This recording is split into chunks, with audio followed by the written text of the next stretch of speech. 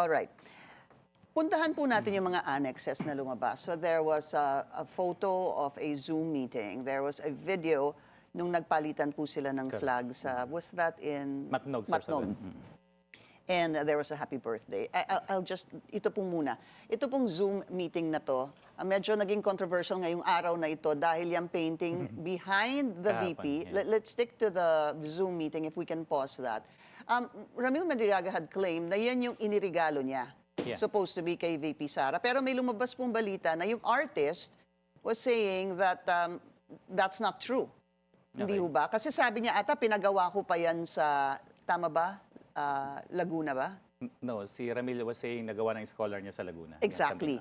And then the artist was saying, that Gawa is, ko yan. aking gawa yan. Was he lying? Or what happened there? If the artist already came out and said that did not come from Ramil Madriaga. Well, narinig ko yan after nung house, no? May nag-post sa Instagram, then sa Twitter. Then we check kay Ramil, no? He's not lying, no? Sa Zoom meeting na yan, nakita niya yan, nasa likod ni VP Sara.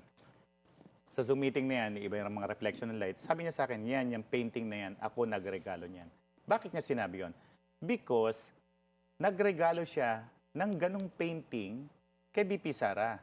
He asked the scholars, yung marunong mag-drawing sa Laguna, na mag-drawing, gumawa ng ganon. Paano nangyari yon? Sa isang pag-uusap nila, may isinend na photo si VP Sara sa kanya.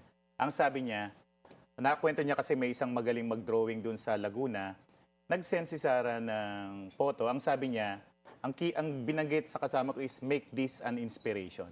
Okay. Okay. So binigay ni Ramil sa artist yun, nag-drawing yung, dati bata pa yun eh, nag-drawing yung babae sa Laguna ng dalawang painting. Isa kay VP Sara, isa para kay Ramil. Yung para kay VP Sara, kinuha pa ng PSG yun. So, during the Zoom meeting, I think yung Zoom meeting 2021 pa yan, bago mag-election yan. Tapos nung pinapakita namin yung mga photo sa Easy Pilipinas Facebook, nakita niya yan, ako nagbigay niyan.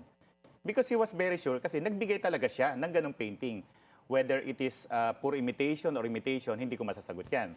Basta ganun-ganon yung konsepto ng painting. Babaeng walang muka, merong yellow sa likod, nakatingin sa side, Pilipiniana, color green, and combination of orange. So, nagpagawa siya ng dalawang painting. Kinuha ng PSG yung isa, and presumably, binigay kay VP Sara. That's why when nagsusum sila, alam niya yun yung niregalo niya. Now, somebody is claiming na hindi ako may gawa niyan. Hindi namin kailangang awayin yung taong nagsasabi na painting niya talaga, genuine niya yan. Ang sinasabi lang namin, nagpagawa si VP Sara, pinagaya niya yung painting na yun. But if that is the story, nagkamali po si Ramil Madriaga. Would you submit to that Well, kung when he said makikita that namin, was the painting? Kung makikita namin yung genuine painting sa likod ni VP Sara, at talagang makukompare namin dun sa hawak ni Ramil, dun sa Laguna, na magkaiba, then we will submit na siguro gawa nung taga Davao yun. Pero sabi nga niya, may kopya siya ng painting na binigay niya si Sara. Akala niya yun. Kung hindi yun yung kinabit sa likod, hindi namin i-argue kung yun talaga yung original nung sa Davao. Ang sinasabi lang namin, meron siyang binigay similar sa ganung painting.